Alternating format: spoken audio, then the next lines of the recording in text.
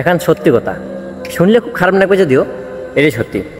এই যে আমরা ভাবি না যে মানুষে কি ভাববে, আমরা মরার বাসাত মানুষে আমার নাম ধরেও ডাকাবার নয়, আমরা ওমার জন্যে লাশ নাই বা ডেড বডি হয়ে থাক। আমাকে ধরার বাসত নিজের গাত গঙ্গা জল ছিটাবে। এই যে আমরা এত ভাবো না যে মানুষে কি কবে, আমার সাথে আসি কবে এতে এত আর এখন মিষ্টি দে। যদি আমরা কোনো দিনে দুনিয়া সারে চলে যাই, আমার ফেভারেট গাড়ি যেটা নাকি একটা স্ক্র্যাচ পড়লে আমার আত্মা কাঁপে উঠছে, ওই গাড়িতে অন্য কাজে চলাবে। তোমার ফেভারিট জিনিসগুলা যেগুলো নাকি তোমার খুব প্রিয়, হয়তো ওগুলো ফেলে দিবে, আর না হয় অন্য কাজে ব্যবহার করবে। তোমার বন্ধুগুলো তোমার কথা কদিন মনে করবে, তোমাকে নিয়ে স্ট্যাটাস লাগাবে, তারপর তোমরাও তোমাকে ভুলে যাবে, তারপর নতুন কোনো বন্ধু বিছড়াবে। কিন্তু সব থেকে বেশি সাফার কাজ করবে জানেন? বাবা, মা, বউ, বেটা। তোমার জীবনটাও এক নিমিষতে থামে যাবে।